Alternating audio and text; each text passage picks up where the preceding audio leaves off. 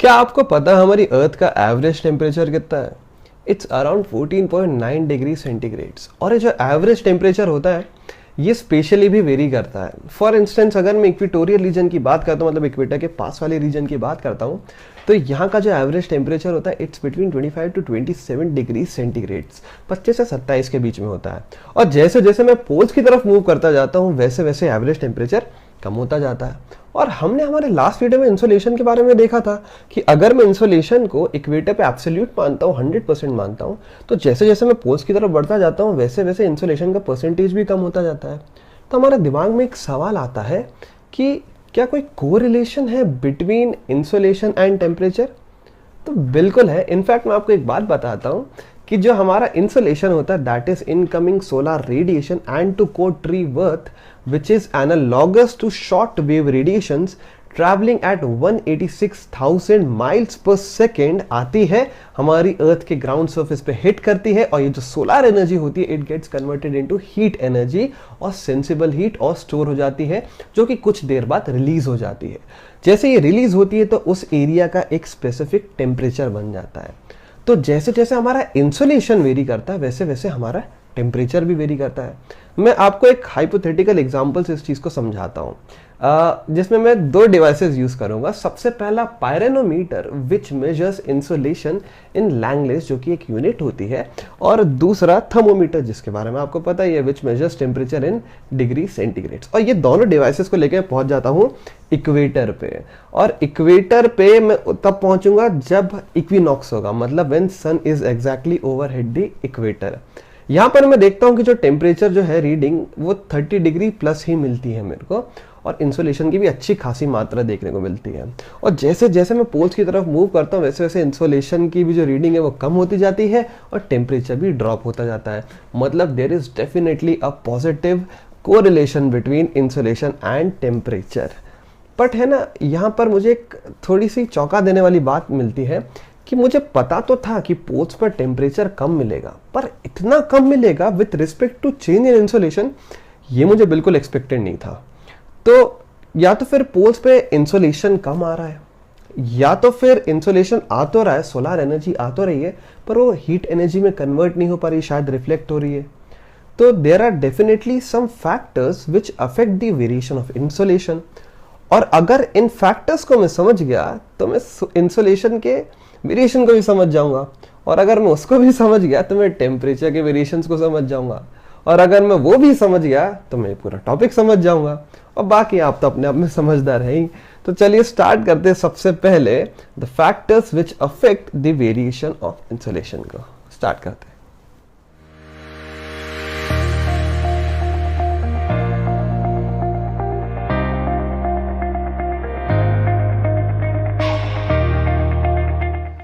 नमस्कार जनता, मेरा नाम है ईशान तिवारी और स्वागत है हमारे आज के वीडियो में, जहां पर हम लोग बात कर रहे हैं टेम्परेचर की और इंसोलेशन और टेम्परेचर के रिलेशन के बारे में भी बात कर रहे हैं।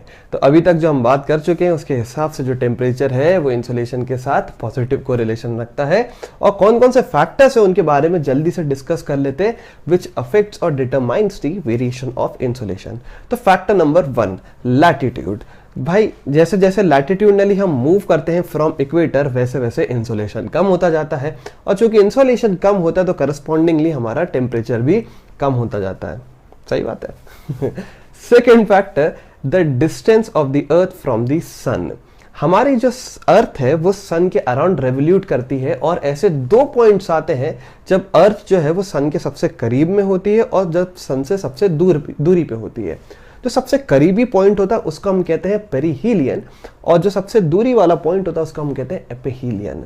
जब पेरिहीलियन मतलब जब सबसे पास में होगी सन के तो ऑब्वियसली ज्यादा रेडिएंट एनर्जी रिसीव कर पाएगी, और जब एपिहीलियन मतलब सबसे दूरी पे होगी तो कंपेरेटिवली कम रेडिएंट एनर्जी रिसीव कर पाएगी, इंसोलेशन कम रिसीव कर पाएगी।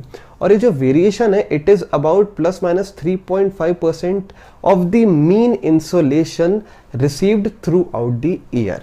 ओके, अगले फैक्टर के बारे में बात करते हैं, third factor which is the transparency of atmosphere. भाई इंसोलेशन देखो आता है हमारे ग्राउंड सरफेस पे टच करता है तो ऑब्वियसली एटमॉस्फेयर से होते हुए आता है, और जब ये इंसोलेशन एटमॉस्फेयर से होते हुए आता है तो इसका एब्जॉर्प्शन भी होता है, रिफ्लेक्शन भी होता है, रिफ्रैक्शन भी होता है और स्कैटरिंग भी होती है। और ये वही स्कैटरिंग है जिसकी वजह से जो हमारा आसमान है वो नीला दिखाई पड़ता है। इसी के साथ साथ जो हमारी ओजोन होती है और जो वाटर वेपर होता है, they absorb approximately 18% of the insolation और रेडिएशन।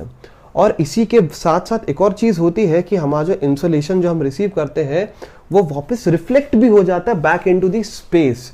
और ये जो रिफ्लेक्शन की फिनोमिना होती है इसको हम कहते हैं एल्बीडो।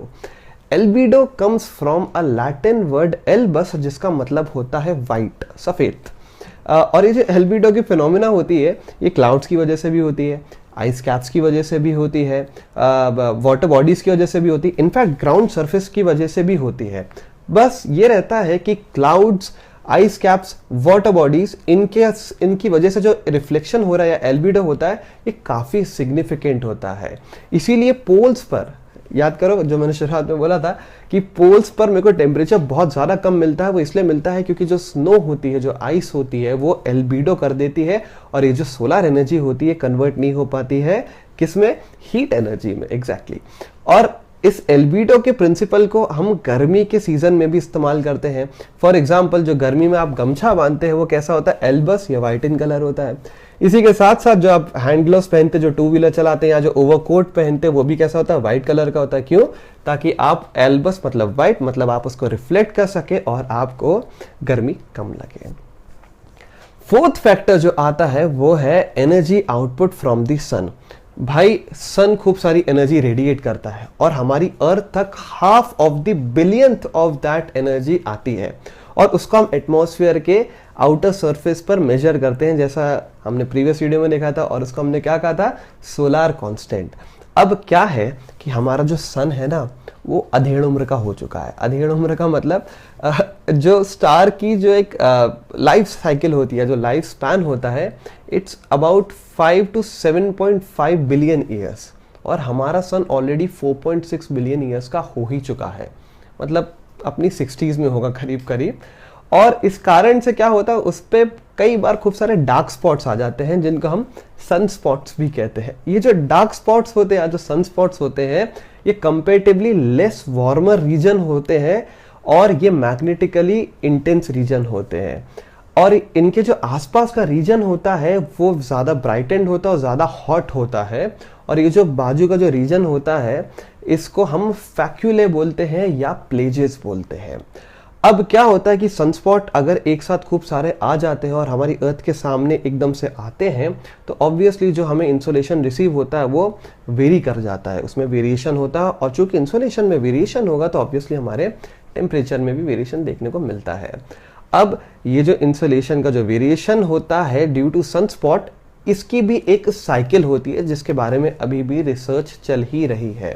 और इस सनस्पॉट साइकिल के कारण बहुत सारे हमारे फर्दर क्लाइमेटिक फिनोमिनास होते हैं जिनके बारे में हम अपने आगे के वीडियोस में डिस्कस करेंगे। तो ये ऐसे कई सारे फैक्टर्स और भी होते हैं विच आर एनालॉगस और which are same with the factors associated with temperature variation, जिनको हम वहां पे अभी आगे समझ लेते हैं टेम्परेचर वेरिएशन में। अब ये सब बात चल ही रही है, मजा भी आ रहा है, पर मेरे दिमाग में फिर से सवाल आया, वो ये है कि भाई इंसोलेशन तो हमारे नेबरिंग प्लैनेट्स पे भी रिसीव हो रही है, वीनस पे, मार्स पर ऐसा क्या है कि हमारी अर्थ पर ये इंसोलेशन रिसीव हो रही है और हमारी अर्थ का एक एवरेज टेम्परेचर बन रहा है जिसके कारण हमारी अर्थ पर लाइफ फॉर्म एग्जिस्ट कर रही है, हम और आप एग्जिस्ट कर रहे हैं और वहां उन प्लैनेट्स पर नहीं कर रहे, एलियन हो तो पता नहीं और ऐसा क्या है कि हमारी लाइफ और इतनी अच्छी बायोडाइवर्सिटी देखने को मिल रही है हमें? तो इसके भी दो रीजंस हैं। रीजन नंबर 1 कि हमारी जो अर्थ है it lies in a circumstellar habitable zone, बड़ा भारी वर्ड है, उर्फ गोल्डीलॉक्स जोन। और दूसरा हमारी अर्थ का खुद का एटमॉस्फेयर है। एटमॉस्फेयर है क्या? Atmosphere is actually a mixture of gases जिसमें हैवी गैसेस भी हैं, लाइटर गैसेस भी और वाटर वेपर भी है। अब ये सब मिलके क्या करते हैं, हमारी अर्थ को एनवेलोप करते हैं। और अब फिर से समझिएगा पूरी प्रोसेस को। हमारी इंसोलेशन आती है, मतलब सोलर एनर्जी आती है, ग्राउंड सरफेस पर टकराती है, कन्वर्ट होती है किसमें, हीट एनर्जी में या सेंसिबल हीट में कन्वर्ट होती है और स्टोर होती है। कुछ देर बाद ये जैसे ही रेडिएट होती है या रिलीज होती है तो ये क्या करती है, उस जगह के एटमॉस्फेयर को हीट करती है। और आप देखो एटमॉस्फेरिक हीटिंग को ही हम एक्चुअल में नापते हैं। अगर आपके रूम में रूम थर्मोमीटर लगा है तो वो जो क्या करता है, आपके रूम में जो मौजूद एटमॉस्फेयर है, जो गैसेज है, उनके टेम्परेचर को मेजर करता है। सिमिलरली जो एयर कंडीशनिंग डिवाइसेस होते हैं उसमें भी जो मेजरिंग डिवाइस लगा रहता है जो कि मेजर करता है, थर्मोमीटर जो लगा रहता है वो भी आपके रूम के टेम्परेचर मतलब गैसेस को मेजर करता है। तो मतलब heating of atmosphere he main चीज है, और ये हीटिंग ऑफ एटमॉस्फेयर ही हमारा क्या बताता है, टेम्परेचर बताता है। तो एक्चुअल में हमारा एटमॉस्फेयर हीट कैसे होता है, वो 3 तरीके से हीट होता है। सबसे पहला कंडक्शन, दूसरा कन्वेक्शन और तीसरा रेडिएशन। आइए इन तीनों को भी हम एक मजेदार एग्जांपल से समझते हैं। याद करिए अपने वो पुराने सुनहरे दिन जब आप एग्जाम देने स्कूल या कॉलेज में जाया करते थे। अब वहाँ पर आप देखते थे कि एक सीटिंग अरेंजमेंट होता जहाँ बच्चे जाके अपनी सीट्स पर बैठा करते थे। फिर वहाँ पर एक इन्विजिलेटर आया करते थे जिनके पास आंसर शीट्स हुआ करती थी। अब अलग अलग इन्विजिलेटर का अलग अलग स्टाइल होता था आंसर शीट्स डिस्ट्रीब्यूट करने का। देखते कैसे कैसे। सबसे पहला केस हम मान लेते हैं कि जो इन्विजिलेटर है वो आंसर शीट्स लेके फ्रंट सीट के जो या फ्रंट डेस्क पे जो स्टूडेंट होते हैं उनको दे देते हैं। अब ये स्टूडेंट अपने पास एक आंसर शीट लेता है, फिर पीछे ट्रांसफर करता है, फिर इसका जो अगला रहता है वो अपने पीछे वाले को ट्रांसफर करता है, और इस तरीके से आंसर शीट जो है वो डिस्ट्रीब्यूट हो जाती है। ये हो गया पहला। दूसरा तरीका ये होता है कि कई इन्विजिलेटर जो होते हैं वो अपने पास ही आंसर शीट रख लेते हैं और स्टूडेंट्स जो है वो उठ के आते हैं और आंसर शीट लेते हैं, फिर वापस अपनी सीट पर जाके बैठ जाते हैं। थोड़ा सा रूट टाइप का लगता था, है ना। और इसी तरीके से बाकी स्टूडेंट्स भी करते थे कि उठ के अपनी सीट से आते थे, आंसर शीट लेते थे, वापस अपनी सीट पर बैठ जाते थे। तीसरा तरीका क्या है, काश ये ऐसा होता कि इन्विजिलेटर अपने पास से आंसर शीट फेंक के बच्चों को दे रहा है कि लो भाई तुम भी लो, तुम भी लो। तो ये कितना मजेदार होता। तो एक्चुअल में जो एनालॉजी है, इस एनालॉजी में जो आपकी फैकल्टी है या जो इन्विजिलेटर है वो एक्चुअल में हीट सोर्स है। यहाँ पर जो आंसर शीट है they are analogous to heat. यहाँ पर मैं हीट की बात कर रहा हूँ, और जो स्टूडेंट्स है वो डिफरेंट मॉलिक्यूल्स या डिफरेंट बॉडी की बात कर रहे हैं जहाँ पर हीट ट्रांसफर हो रहा है। जो पहला केस है यहाँ पर आप देख सकते हो हीट जो ट्रांसफर हो रही है बाय टच या बाय कॉन्टैक्ट हो रही है। ये जो ट्रांसफर होता है बाय टच या कॉन्टैक्ट, इसको हम कहते हैं कंडक्शन। तो ये हो गया कंडक्शन का प्रिंसिपल। अगले केस में देखिए कि जो हीट सोर्स के पास जो है एक मॉलिक्यूल कोई सरफेस का या तो फिर कोई भी बॉडी का या तो कोई मटेरियल का आता है हीट सोर्स के पास और फिर उससे दूर चला जाता है। तो ये जो एक साइक्लिक प्रोसेस होती है, इस साइक्लिक प्रोसेस को हम कन्वेक्शन कहते हैं। और फाइनली जो कि हीट ट्रांसफर हो रही है विदाउट एनी मीडियम, ये दूर से फेंक के दे रहे हैं, इसको हम कहते हैं रेडिएशन। क्लियर हुआ आप लोगों को? ओके। सो फाइनली आपको कंडक्शन, कन्वेक्शन और रेडिएशन का कॉन्सेप्ट समझ में आ ही गया होगा। अब हम इसको एटमॉस्फेरिक पर्सपेक्टिव से भी देख लेते हैं।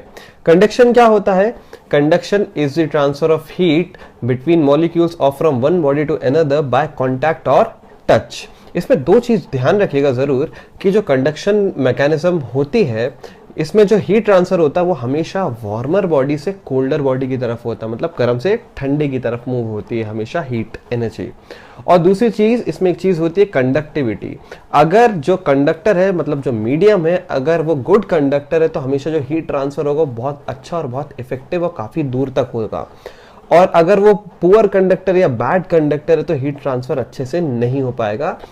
एग्जाम्पल के तौर पर जो आपके घर में पैन होते हैं या जो तवा होता है उनका हमेशा आप देखिएगा पीछे जो हैंडल होता है वो या तो वुड का होता है या तो वो पीवीसी का होता है, क्योंकि ये दोनों जो होते हैं बैड कंडक्टर ऑफ हीट होते हैं, वरना आपका हाथ जल जाएगा। ठीक है, तो कंडक्शन में भी ऐसा ही कुछ होता है कि जो हमारी अर्थ जो सोलर एनर्जी रिसीव करती है वो कन्वर्ट होती है किसमें? हीट एनर्जी में। इतनी बार बोल दी थी आप तो। अब ये हीट एनर्जी की वजह से क्या होता है? ग्राउंड भी गर्म हो जाता है, और ग्राउंड से सबसे पहले टच में कौन आता है? एटमॉस्फेयर। और एटमॉस्फेयर की जो सबसे लोएस्ट लेयर होती है वो ग्राउंड के टच में आती है, और क्या होता है? बाय कॉन्टैक्ट कंडक्शन होता है, मतलब हीट ट्रांसफर होती है कहाँ से? लैंड से एटमॉस्फेयर में ट्रांसफर होती है। और फिर एटमॉस्फेयर के ऊपर उसकी और भी अलग अलग लेयर्स होती है जैसे जैसे आपका हीट ट्रांसफर होता जाता है।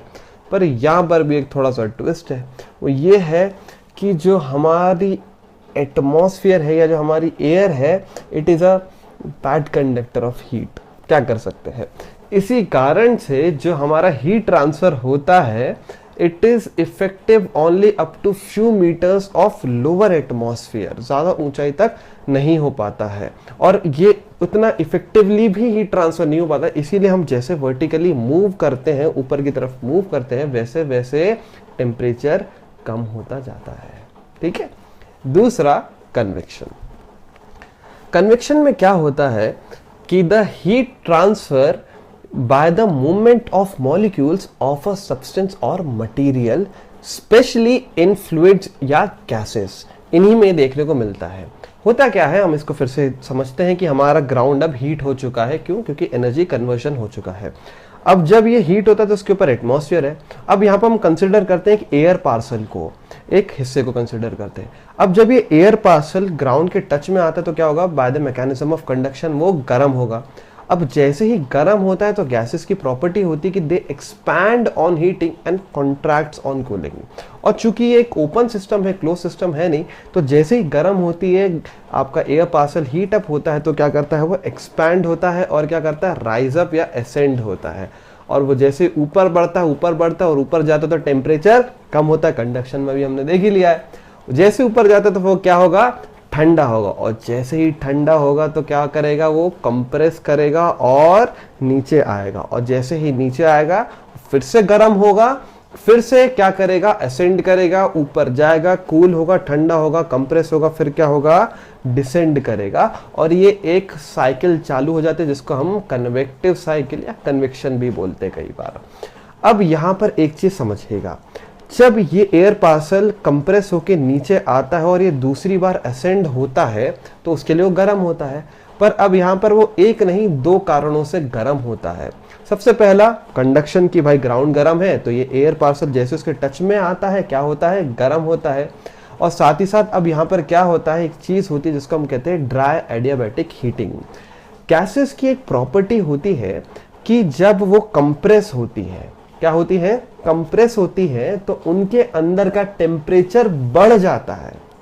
और जब वो एक्सपैंड करती है तो उनके अंदर का टेम्परेचर कम हो जाता है without any change in the surrounding temperature.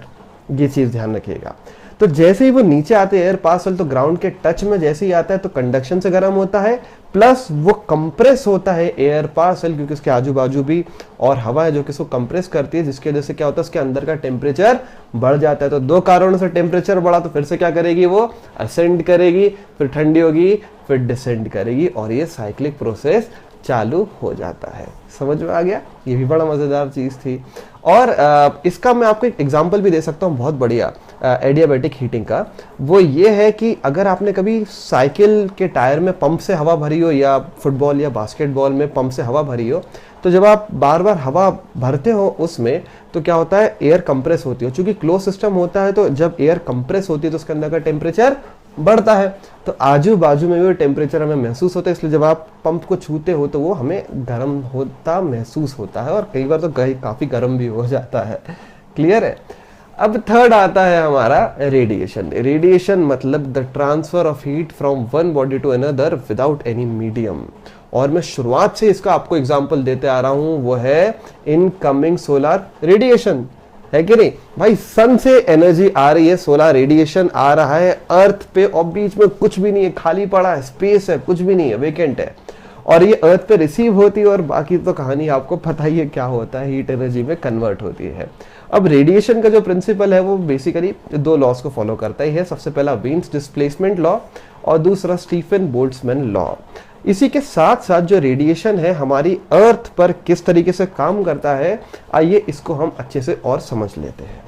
Okay, so radiation में होता है क्या है कि हमारी जो सन की जो सोलर रेडिएशन होता है या इनकमिंग जो सोलर रेडिएशन होता है जो कि शॉर्ट वेव इन नेचर होता है, वो हमारी अर्थ की सरफेस पर आके टकराता है और फिर से क्या होता है, ये जो सोलर एनर्जी होती है it gets converted into heat energy. अब हीट एनर्जी कन्वर्ट होती है तो अब हमारी अर्थ चूंकि खुद गर्म हो चुकी है, अब ये क्या करती है, एज अ हीट सोर्स हो जाती है। और ये हीट सोर्स अब क्या करेगा, खुद एनर्जी को रेडिएट करेगा या हीट को वापस रेडिएट करेगा एटमॉस्फेयर में, जो कि लॉन्ग वेव रेडिएशन के नेचर में होता है। और इस रेडिएशन को हम टेरेस्ट्रियल रेडिएशन भी बोलते हैं, विच इज़ कैसा, लॉन्ग वेव रेडिएशन होता है। आता कैसा, इनकमिंग शॉर्ट वेव, और कन्वर्ट किस में हो जाता है, टेरेस्ट्रियल या लॉन्ग वेव रेडिएशन। ये जो लॉन्ग वेव रेडिएशन होता है ये ओजोन, वाटर वेपर और आपके जो खासकर कार्बन डाइऑक्साइड है इसके द्वारा ये आराम से एब्जॉर्ब कर लिया जाता है। इन शॉर्ट एटमॉस्फेयर के द्वारा ये आराम से एब्जॉर्ब कर लिया जाता है। एटमॉस्फेयर जो है लॉन्ग वेव रेडिएशन को ज़्यादा अच्छे से एब्जॉर्ब कर लेती है as compared to short wave radiation, जिसकी वजह से अब क्या होता है, हमारा एटमॉस्फेयर हीट होना चालू हो जाता है। और जैसे ही हमारा एटमॉस्फेयर हीट होता है तो अब ये क्या हो जाता है, खुद एक सोर्स बन जाता है और अब ये खुद रेडिएशन एमिट करने लगेगा दोबारा एटमॉस्फेयर में और ग्राउंड पे, जिसको हम कहते हैं काउंटर रेडिएशन।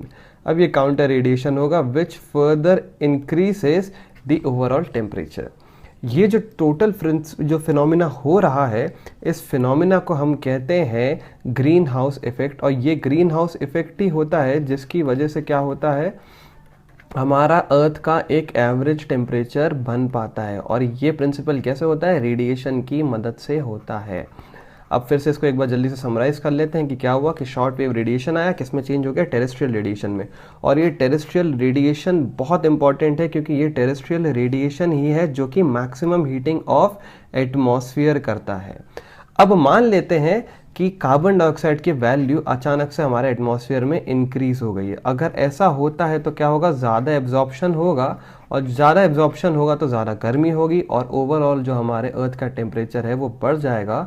और इसी को हम क्या कहते हैं, ग्लोबल वार्मिंग कहते हैं। और जो मैंने शुरुआत में इनिशियली आपको बताया था 14.9 डिग्री सेंटीग्रेड हमारा जो अर्थ का एवरेज टेम्परेचर है, उसमें जो रिसेंटली एडेड 0.9 डिग्री सेंटीग्रेड है, it is due to global warming.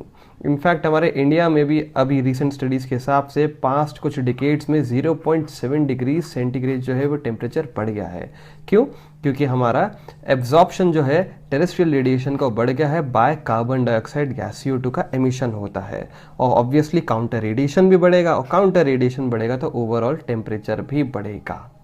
Okay, अगर आप लोगों को हमारा वीडियो पसंद आया तो प्लीज़ डू लाइक करिएगा, कमेंट करिएगा और सब्सक्राइब करिएगा, और वो बेल आइकन दबाना ज़रूर ना भूलिएगा ताकि हमारे आने वाले वीडियोस की आपको लेटेस्ट नोटिफिकेशन मिलते रहे। और ज़्यादा से ज़्यादा शेयर भी करिएगा ताकि इस वीडियो का फ़ायदा सभी लोगों तक पहुँच पाए। Thank you for watching, take care.